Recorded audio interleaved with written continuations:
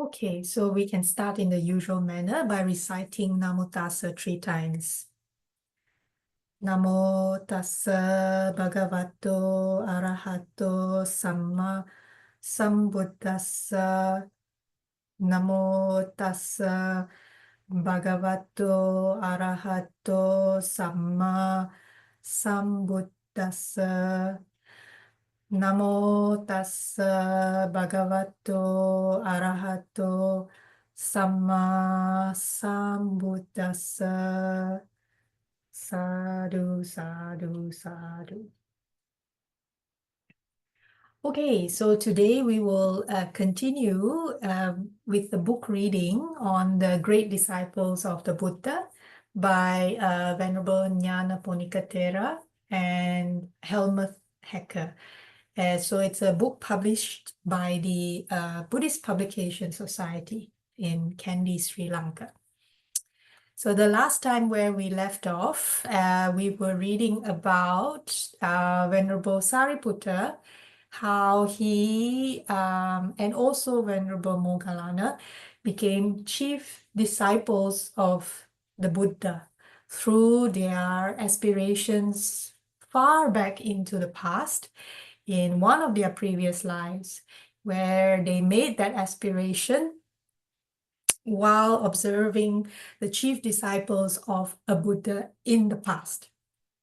And also we covered the responsibilities as chief disciples, what they were involved in and how they, in that process also helped the Buddha in terms of training the monks. And if we recall, in the one of the sutras, the Satya Vibhanga Sutta in the Majjhima Nikaya. So I'll recite this again, but it's a good summary of the role that Venerable Sariputta and Venerable Moggallana played, not only as chief disciples, but also in terms of training the monks and students through to achieve the highest goal. So again, from the Satya Vibhanga Sutta in summary, associate, O monks, with Sariputta and Moggallana and keep company with them. They are wise bhikkhus and helpers of their fellow monks. Sariputta is like a mother who brings forth. So meaning, brings forth meaning like bringing us into birth. Birth of what? Birth of getting into the path leading to Nibbana.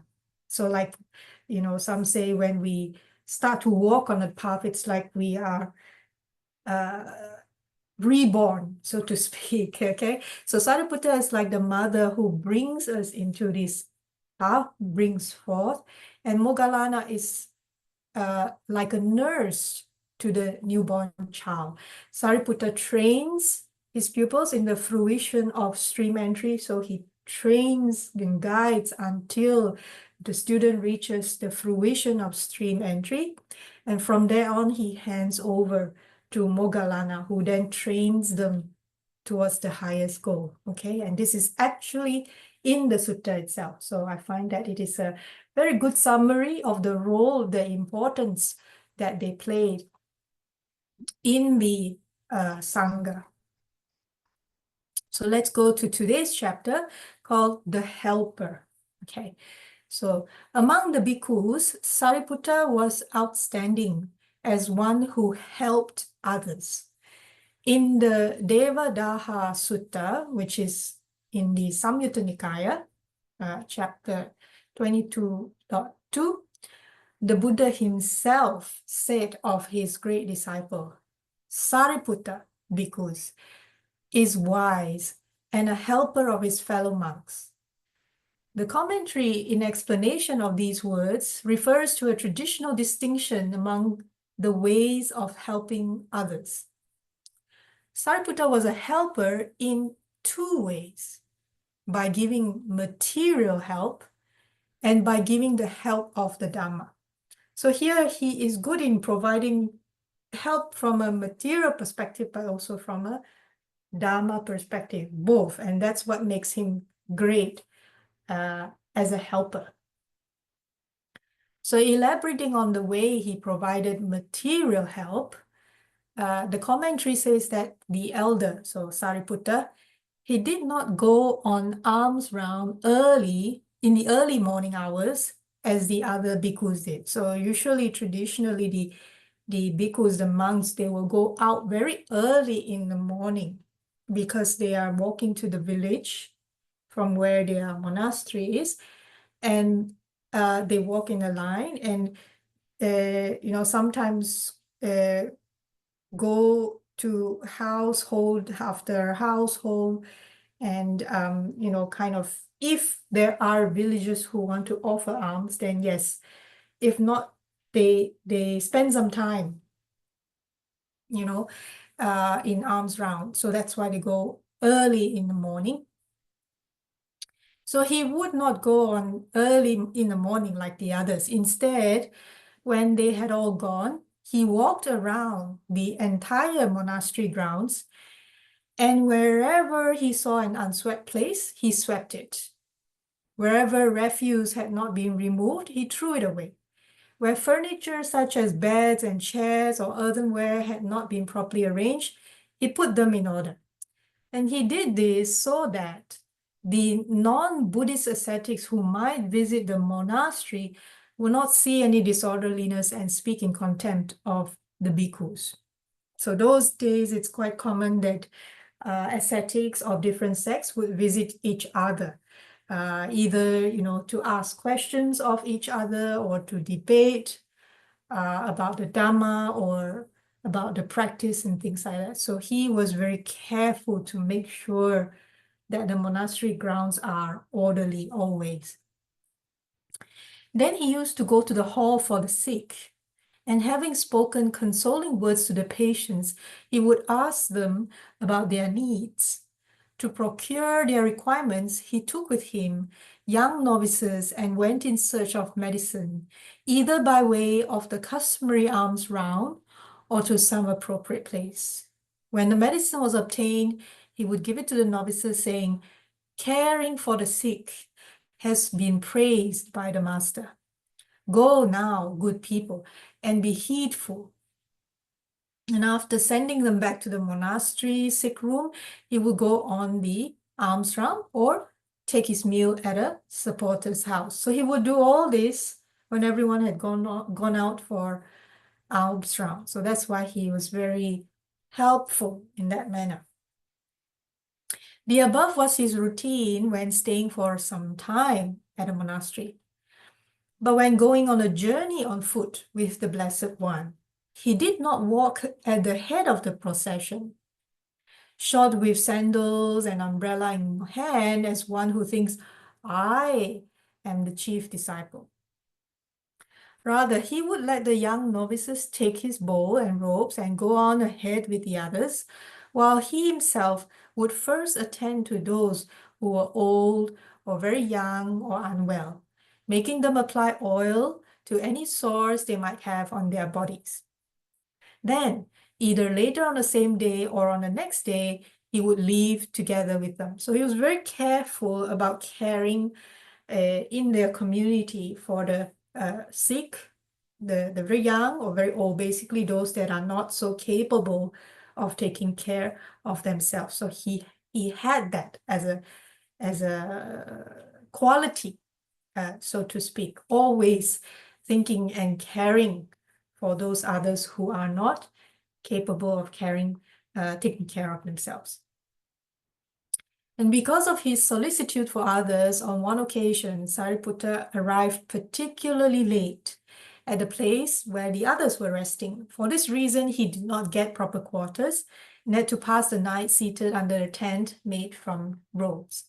Having seen this, the next day, the master caused the monks to assemble and told them the Titira Jataka, so one of the Jatakas.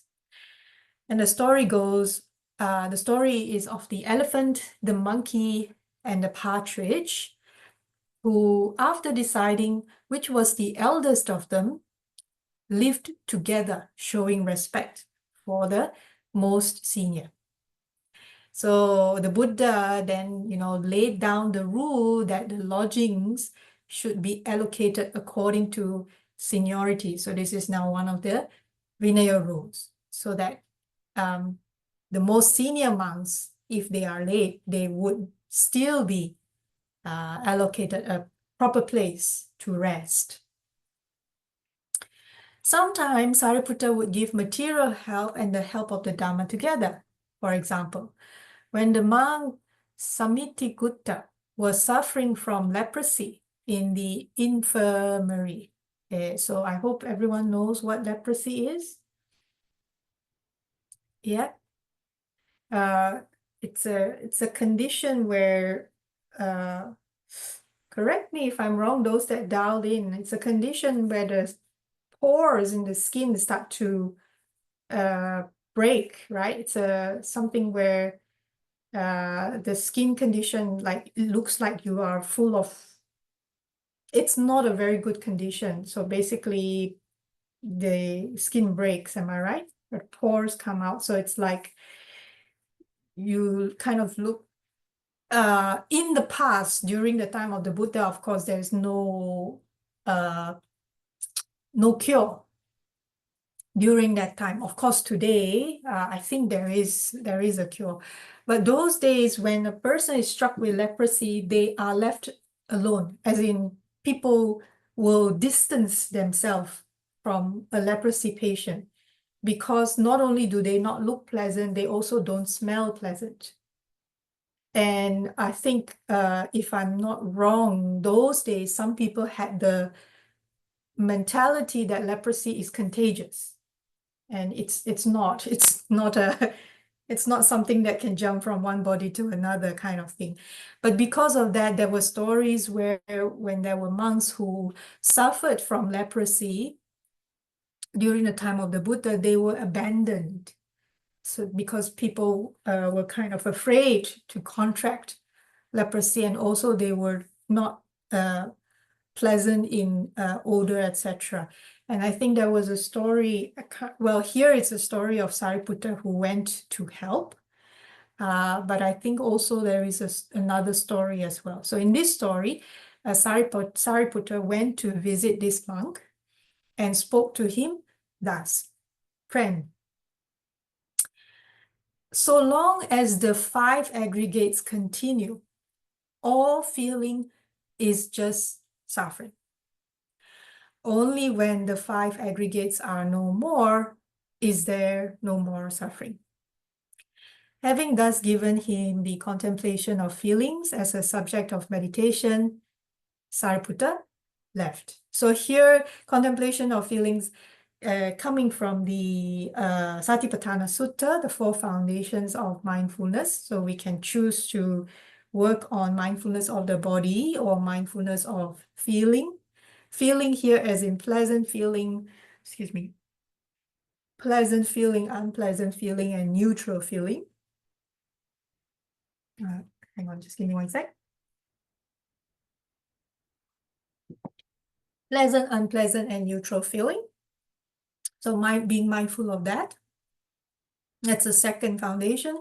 And then you can also be mindful of the mind state at that point, and mind objects, any thought that comes in. So mindfulness of the body, mindfulness of feeling, mindfulness of the mind, mindfulness of mind objects. That is the 4 foundation as described in the Satipatthana Sutta. So here, Sariputta gave as object of meditation to this monk the mindfulness on feeling. So Samittikutta followed the elder's instructions, developed insight, and realized the 6 supernormal powers as an arahat. So he achieved arahathood just by practicing that. A sickbed sermon given by the elder, again, Sariputta, to Anathapindika.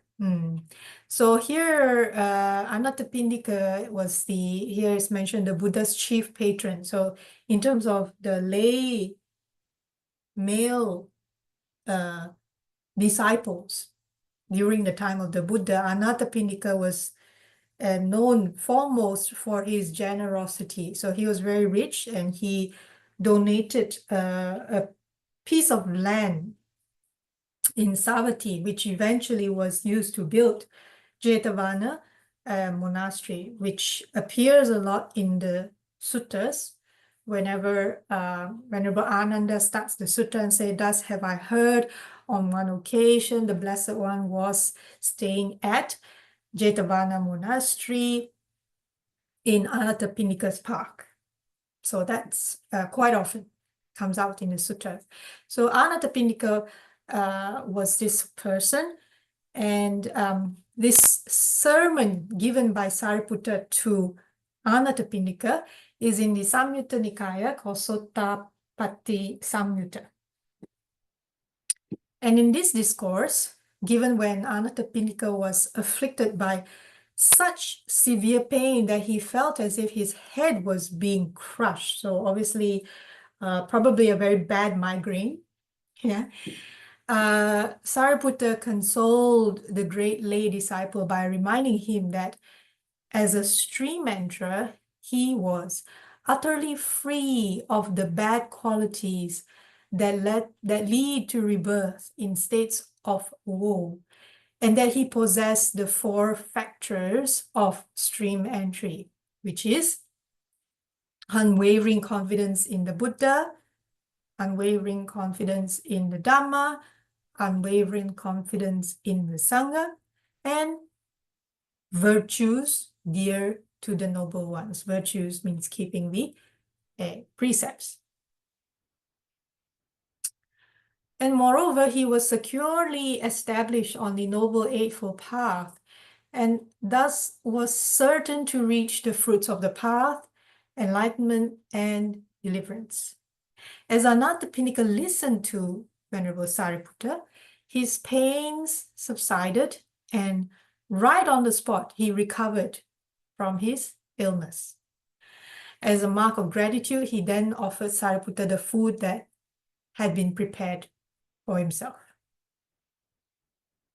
Okay, so it's quite amazing sometimes when a person has strong faith in the Buddha, Dhamma, Sangha, and just has to listen to or be in presence of the teachings, the Dhamma, or be reminded of that, and then their illness can subside. So this is a mark of quality of their faith, saddha, very strong. Okay. On one occasion, however, the Buddha mildly reproved Sariputta for not having carried his teaching far enough. So when the Brahmin Dhananjani was on his deathbed, he was visited by Venerable Sariputta. And the elder, Venerable Sariputta, reflecting that Brahmins are bent on the Brahma world, so Brahmins have a different philosophy in terms of their teaching. So Venerable Sariputta taught the dying man the 4 Brahma Viharas: meditation on universal love, metta, compassion, karuna, altruistic joy, mudita, and equanimity, upekkha, which is the path to the Brahma world, but ended his discourse there without teaching the path of insight. So he didn't go further, basically, after talking about the 4 Brahma Viharas. So when the Venerable Sariputta returned from the visit, the master asked him, "Why, Sariputta, while there was more to do, why did you set the Brahmin Dhananjani's thoughts on the inferior Brahma world, and then rising from your seat, leave him?" Sariputta replied, "I thought, these Brahmins are bent on the Brahma world, so should I not show the Brahmin the way to union with Brahma?" And then the Buddha said, "The Brahmin Dhananjani has died, Sariputta," said the Buddha, "and he has been reborn in the Brahma world." So this story, which is found in the Dhananjani Sutta, and this is in the Majjhima Nikaya, number 97, is interesting as an illustration of the undesirability of rebirth in an inferior Brahma world for one who is capable of bringing rebirth to an end. For while the Buddha himself sometimes showed only the way to Brahma, as for example in the Tevijja Sutta, it seems probable that in this case he saw that Dhananjani was fit to receive a higher teaching, while Sariputta, lacking a Buddha's unique knowledge of others' faculties, was unaware of this. As a consequence, Dhananjani would have to spend a long time in the Brahma world and might have to take human birth again before he could achieve the goal. So the lifespan in the Brahma world is very, very, very, very long. Okay. Once the elder Channa is another one of the senior disciples, and he was lying ill and in great pain. So the Venerable Sariputta paid him a visit in company with the elder Mahachunda. Again, Mahachunda is another senior disciple. And seeing the sick monk's agonies, Venerable Sariputta at once offered to go in search of medicines and suitable food for him. But Channa told them he had decided to take his life. They appealed to him to abandon such thoughts, but were not successful. After they retired, Channa used the knife. Later, the Buddha explained that in this matter, the elder Channa was blameless since he had attained arhatship while dying and had passed away into final nibbana. This story is found in the Channovada Sutta. So here, the mind state is very important. So we need to understand here when we're talking about what the elder Channa is doing, we have to understand the mind state that he most likely was in, according to what the Buddha said. And it's very different from a normal person, let's say, who out of some reason whatsoever, let's say maybe grief or sadness or depression or some kind of reason, whatever it is, that decides to take their own life, but is not of a good mind state. Yeah. So in that kind of a situation, because the mind state is poor, negative, so a person who is depressed, I don't know if people have ever had experience. We're talking about not your common depression, yeah? We're talking about a kind of mind state where it is suicidal, whether it's brought on by a series of depression or whatever. So I had some such, how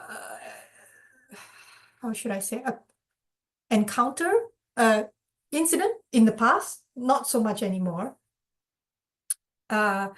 where I came into contact with people who are in that kind of mind state. So they're probably under some form of medication to help them get through the day. Without the medication, they would fall back.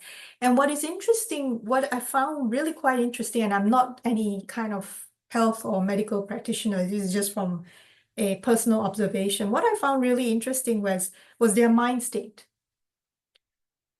So they have to be at that point constantly on medication and under monitoring observation because it can very quickly spiral downwards.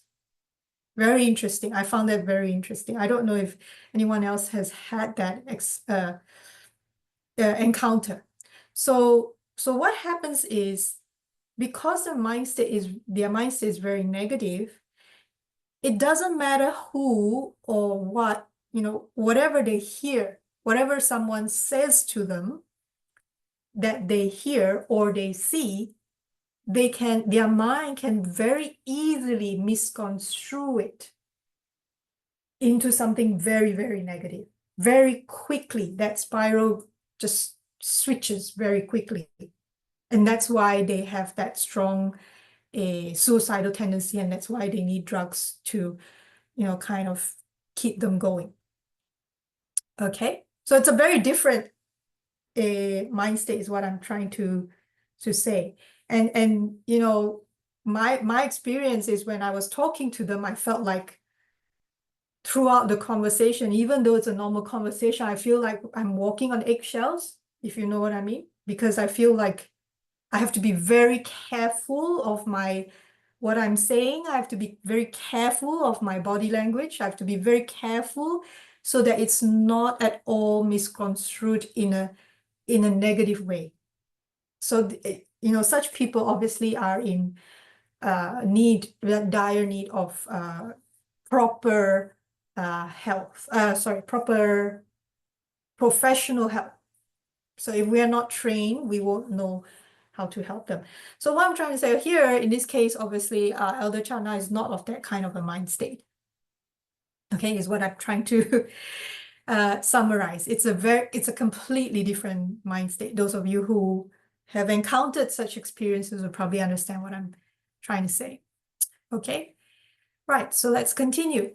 When Nyanaponika was lying on his deathbed, so he's about to die, he requested the Venerable Sariputta to visit him out of compassion because, from Ananda's perspective, the Buddha and Venerable Sariputta, they are all very busy teaching, managing the monks, training the monks, managing the monastery, etc., etc.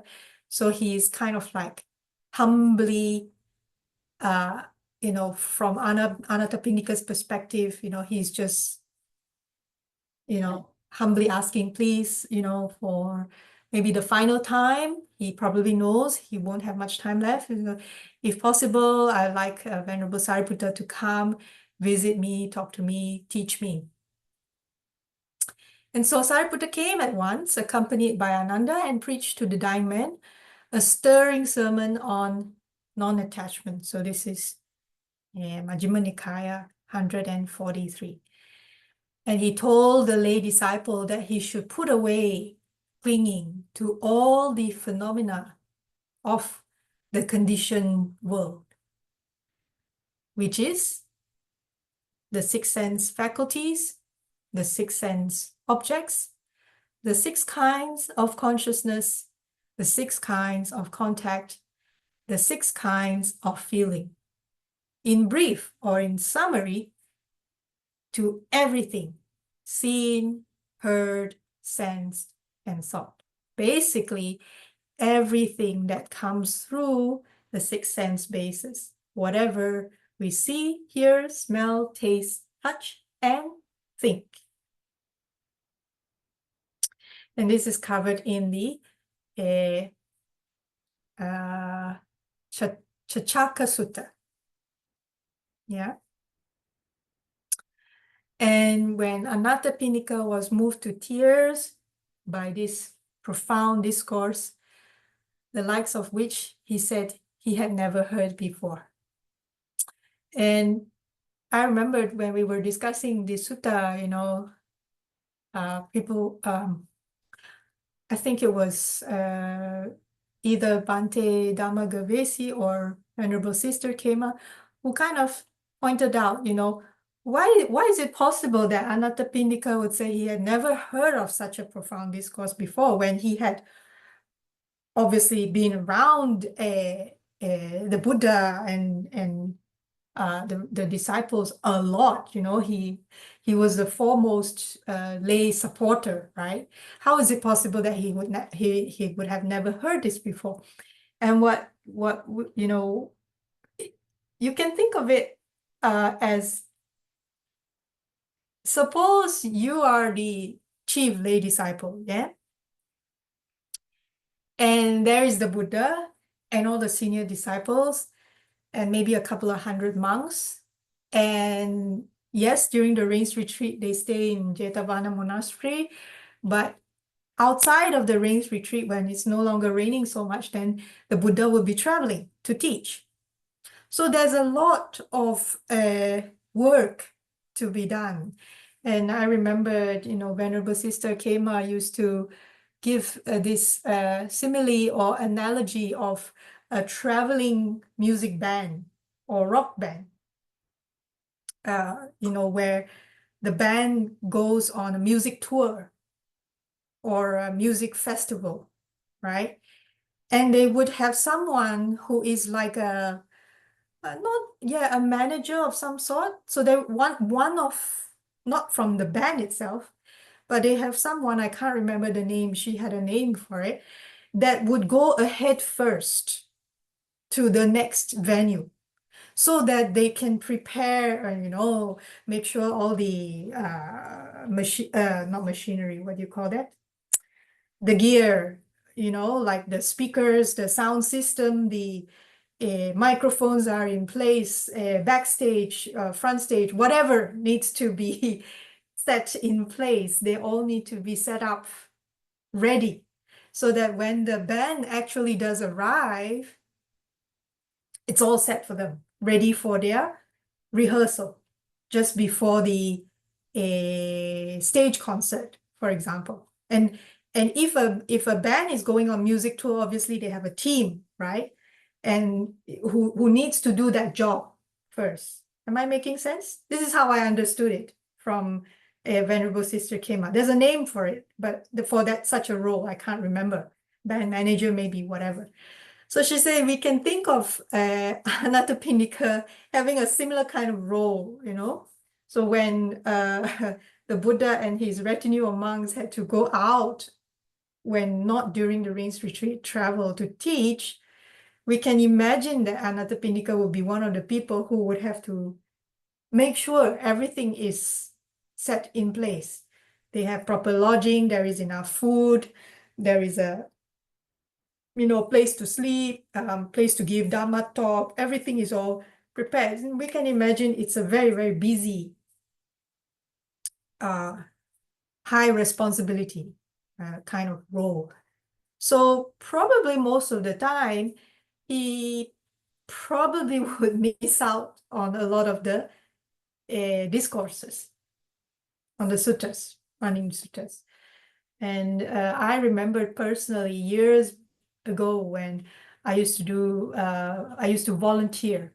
So sometimes I would volunteer on retreats. So not as a retreatant, but as a volunteer, making sure there's boiled water, there's refreshments, making sure the catering is going to come on time, if anyone is sick, where to get to, things like that. So I used to sometimes volunteer, not so much retreats. There was times I would volunteer for novitiate.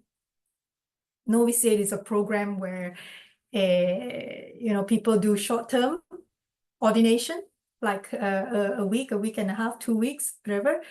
And I used to volunteer in a remote place, so where we are not familiar with the location, and we have to be very agile and very resourceful. Fun times, really.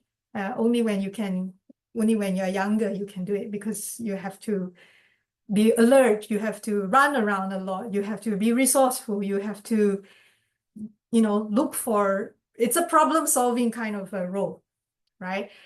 And it's very busy. And I remember when I was in that role, and we were all doing it very happily, no complaints, because we were very happy to help others in their practice. I would miss out on a lot of the Dhamma talks, partly because it depends, sometimes we are in there, but sometimes the Dhamma talk could be at a time where we have to prepare for the next agenda, or we missed out on the meal time. So that's the only time I get to eat. I remembered there were a couple of times where I went to the kitchen and nothing left in the kitchen by the time, because you're so busy you forget to eat, and when you finally sit down to eat, you try and hope and look that, there's leftovers somewhere. And usually I do manage to get some leftovers somewhere.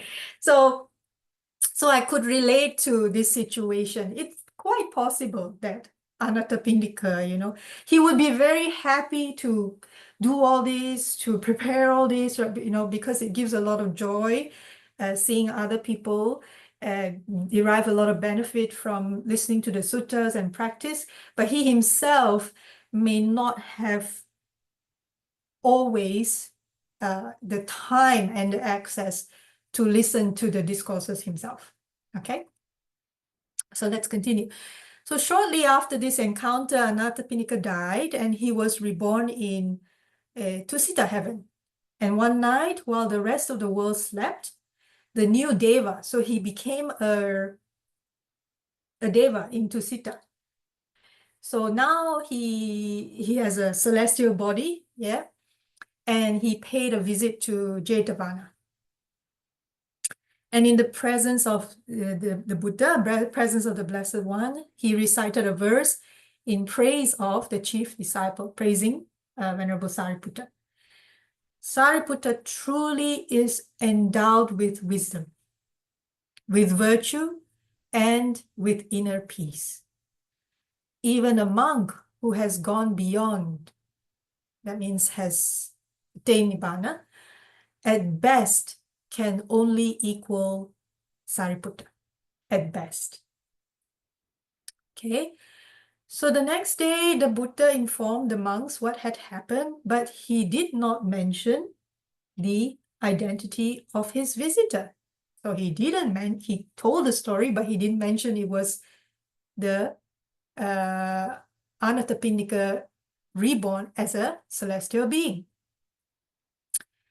So Ananda then said to the master, Venerable Sir, that young Deva must surely have been Anathapindika, for Anathapindika had full confidence in the Venerable Sariputta. And the Buddha confirmed that Ananda's inference was correct. So it was in this manner that the Venerable Sariputta gave the help of Dhamma, a great leader and outstanding spiritual advisor. He brought to the task of guiding others not only a keen and perceptive understanding of the human mind, but also a warm, sympathetic, or actually I prefer to put it empathetic,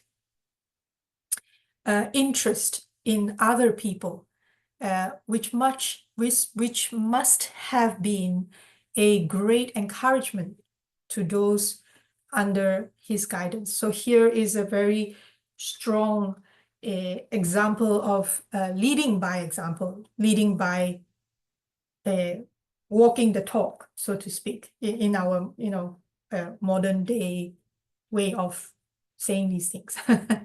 Yeah, so he's probably one who's really strong in leading by example. So administering to the physical as well as to the spiritual needs of the monks under his charge, restraining them with kindly admonitions and encouraging them with the praise their efforts deserve, Sariputta combined the qualities of a perfect teacher with those of a perfect friend. So in a way, he was very good at balancing his wisdom and compassion. That's another way of putting it. He was very good at leading by example. He was very good at guiding and teaching others, but he was also very good at balancing that, perfecting that quality of wisdom and compassion together so that people feel reasonably supported in their own path as well. He was ready to help in every way, in small things as in great things. Filled with the virtue of the holy life himself, he was quick to see virtue in others. He was an expert in developing it in those in whom it was latent. So those that were lacking it a little bit, he was an expert in helping them develop it. And he was among the first to extol it where it was in full flower, to basically praise him. His was no cold, aloof perfection, but the richest intermingling of spiritual exaltation with the qualities that are finest and most endearing in a human being. So basically, in terms of practicing all the qualities and perfecting and balancing the wisdom and compassion in order to help others also achieve the highest goal on the path, he was an expert in that. Okay, so we're going to go one chapter by one chapter each time so that we don't overload ourselves too much. And I think that's also a good rough, in terms of time as well. And then next Sunday, we will have Bhante Dhammagavesi come and give a talk on the Iti Buddhika. And then the week after that, we will continue the next chapter on Venerable Sariputta called the Unresentful. So basically, he doesn't resent others. And then the Sunday after that, Hugh Polton will join us again to give a talk again. Are there any questions or comments from those who dialed in today?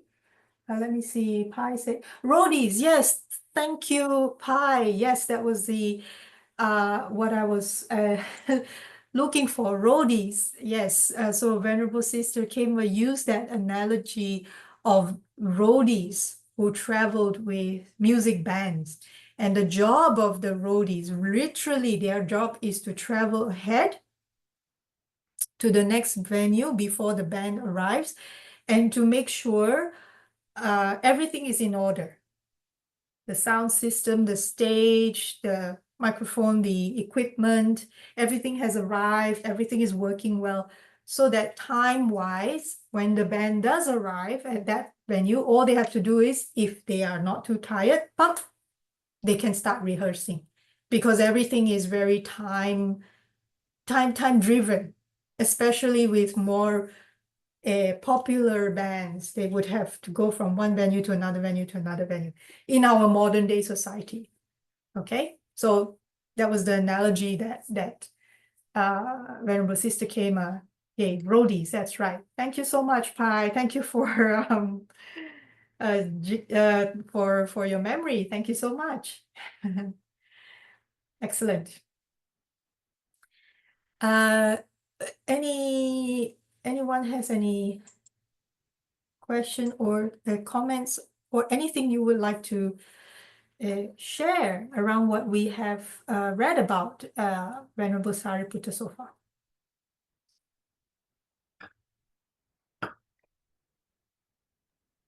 Oh, well, I was thinking just now with the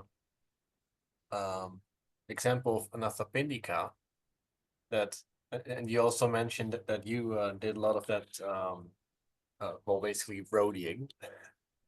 That basically one of his rewards for looking out for the Buddha and his disciples was that he sort of still gets to be around, cosmologically speaking, in this Tusita heaven, and for the, basically for the next Buddha. So this is cosmologically speaking, of course, but I think it was like a fun little fact. So kind of, I think he probably wouldn't have had it any other way. Yeah, again, well, I don't know what his aspirations are. And yeah, he could continue to practice in the Tusita heaven. And even the Buddha's time, the Buddha used to travel up to Tusita to teach. Whether Anathapindika has an aspiration to wait till the next Buddha arrives and again study under him. That one I do not know. But yeah, I think in one of the previous talks, Bhante Dhammagavesi came and gave on a certain Sunday about the Buddha encouraging the monks to do merits or do meritorious actions. Again, was from the Iti Buttaka, so you can check the YouTube channel. Excuse me. Sorry, I've got a bit of an indigestion going on. There was mentioned like the Buddha encouraged because he wanted to debunk the mindset that the monks were a bit afraid not to do any merits because then they might not be reborn as human beings and therefore won't be able to gain enlightenment. So the Buddha was trying to debunk that myth, so to speak, and kind of say, oh no, even in the heavenly realms, you can continue to practice, receive the teachings, and you might even attain to the highest level of Nibbana from there, right? So, yeah, I do think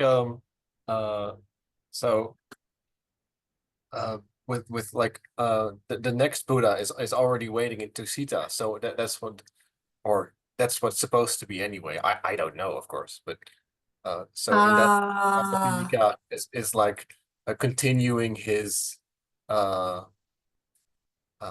well, maybe not like in service, he's like a deva, so but he gets to be near the Dhamma for all his service, basically. That's what I was thinking. Quite possible. Yeah, actually possible, right? It's possible. My honest answer is I don't know. But yeah, but I do believe in the energies that we attract or not attract based on our mind states. And that's why that's so important to continuously practice keeping the precepts and practicing the 6 hours throughout the day. Why is that? Because as we all know, our mind state changes throughout the day, right? Due to anicca. On one moment, we could be extremely happy and laughing, and on the other moment, we could be down in the dumps. And so it's very important to have that mindfulness in order to be able to observe the mind state when it changes from one state to another. That's the first thing. And then whenever we forget to continue in, cultivating that happy state or taken away from whatever, we are quickly almost, we want to train ourselves to be almost at the impulse of, oh, okay, time to 6R, kind of thing. That's really the way I see it, our aim, to continue to train ourselves until it becomes an impulse whenever the moment a thought comes in or we see something. Because we see so many things throughout the day.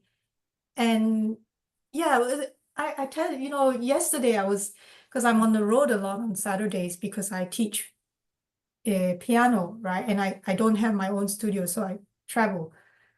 And it's so odd, like I see a Land Rover or Tesla. Nowadays, Tesla is quite popular.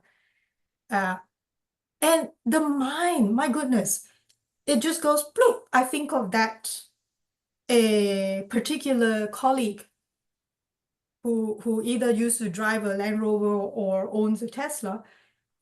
And if I'm not quick enough to catch myself, the thought very quickly turns into a story of what he or she said at some point in time and la la la la la la la, and before you know it, wow, my goodness, there's a party going on.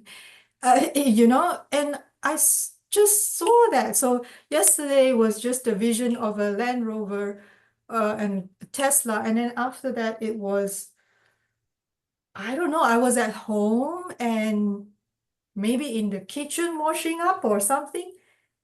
And I don't know what I saw, hear, smell, taste, touch, whatever thought. Maybe just the thought just came in of another colleague saying something through email. And I'm like, wait, hang on, where did that come from? It's not like all of a sudden I'm like, oh, I miss thinking about my colleagues at work, right? So we do not have control about what we see, hear, smell, taste, touch, right? But what we do have control is training ourselves to have that kind of, oops, there we go again.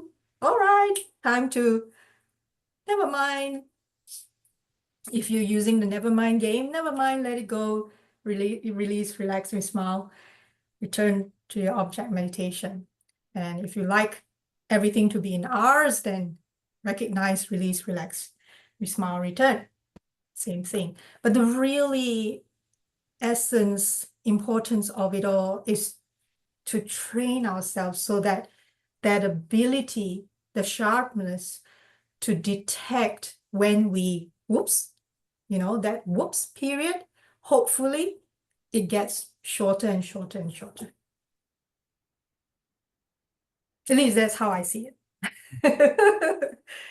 I was a bit amazed. I was like, how can a Land Rover lead to that story?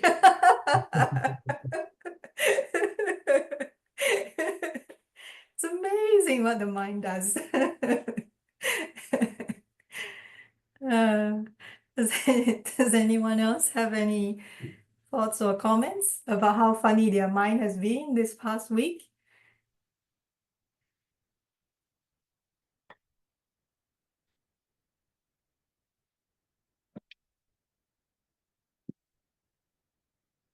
But one of the things I'm constantly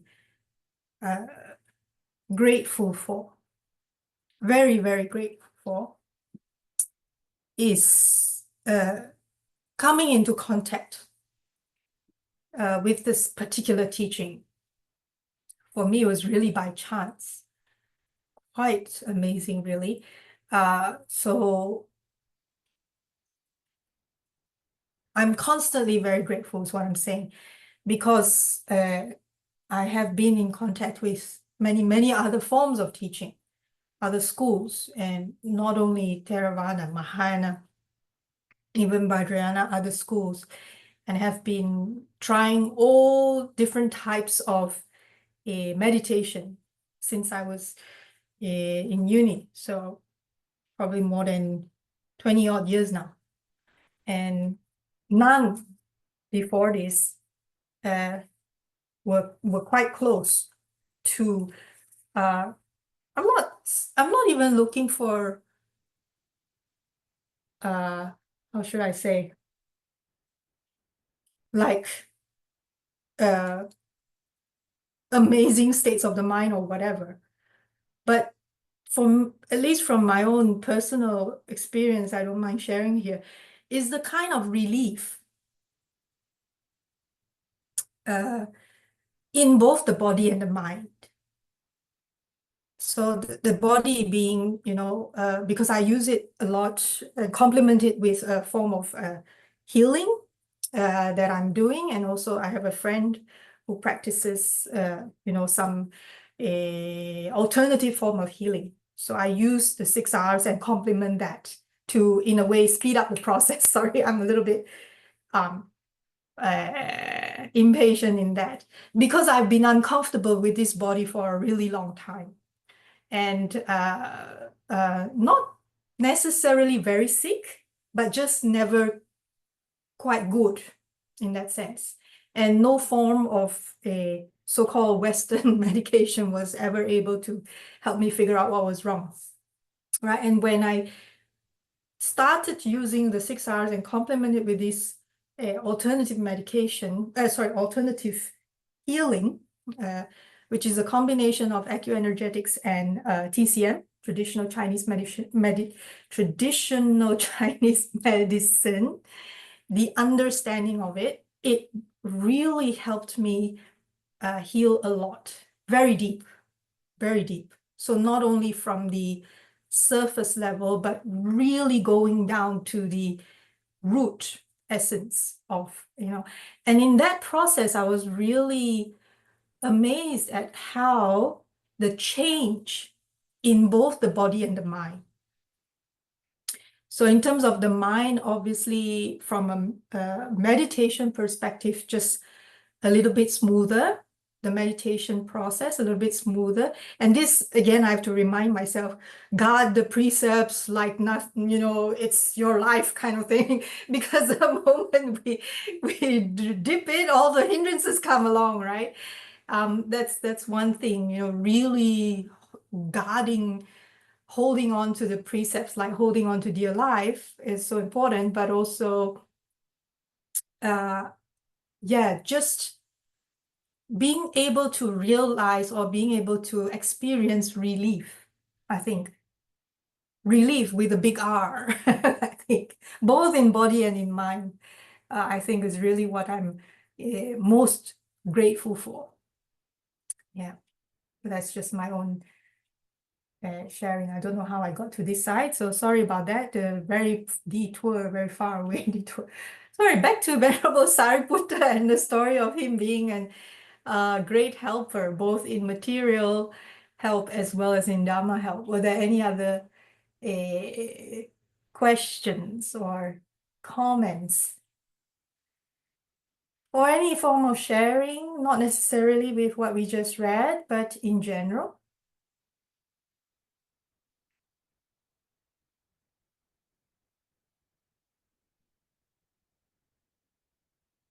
Oh, by the way, just to clarify, I only did very short stints of volunteering here and there.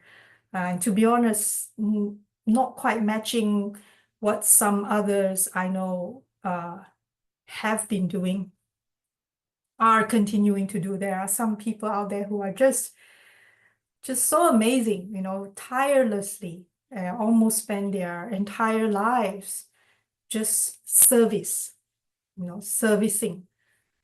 for the Dhamma. So these people, I find, I'm nowhere near that, but I find, they're just constantly, putting the Dhamma and others above themselves. I have seen people, even when they are ill, it's just simply amazing. So yeah, such people are an inspiration to the rest of us. Okay, so if there are no further questions, I hope today's session was useful. And you're most welcome to read this on your own. And you can join us next Sunday for Bhante Dhammagavesi session, and of course preceded by a sitting session. So let me then share the merits page. Give me 1 second. If I can find it. Okay.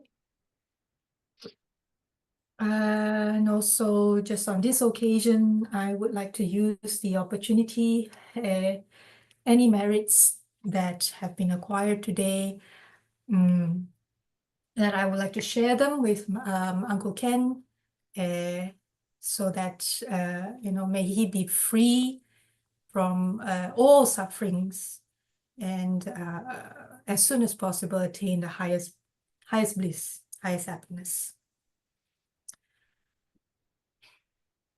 May suffering ones be suffering free, and the fear-struck fearless be. May the grieving shed all grief, and may all beings find relief. May all beings share this merit that we have thus acquired for the acquisition of all kinds of happiness. May beings inhabiting space and earth, devas and nagas of mighty power, share this merit of ours. May they long protect the Buddha's dispensation. Sadhu, sadhu, sadhu. Thank you for dialing in and joining. Oh, I forgot to share. I opened it on my end. I forgot to share it for you guys. Obviously, I didn't catch that quick enough, that mind state. Didn't catch it quick enough. More practice, more homework. Very good. All right. Enjoy the rest of the day and have a good week. And yeah, feel free to dial in or check out the recordings on the YouTube channels. That's all uploaded very quickly. And those of you who are interested, there has been some announcements sent out via the WhatsApp groups on the upcoming retreats, online retreats by the different twin guides available up for registration. If anyone is interested, feel free to text or ask in WhatsApp groups if you haven't received them, but receive them. But I think the announcements have all gone out, and feel free to share them with family and friends who are interested.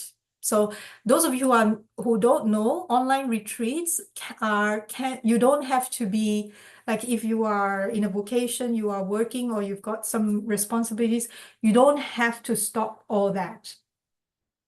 You can continue your life as usual, your daily life as usual.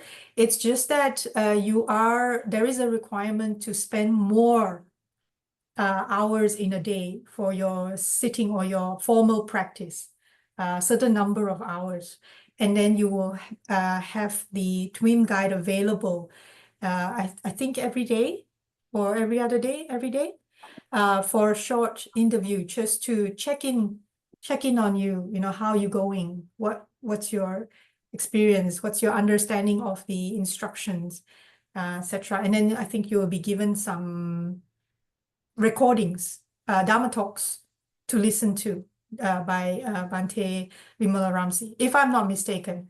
I haven't been on an online retreat for a while now, but I think the structure should be more or less pretty much the same. But it's a little bit more for people who, you can't take time away from work or your responsibilities, but you still would like to have some form of guidance. Okay?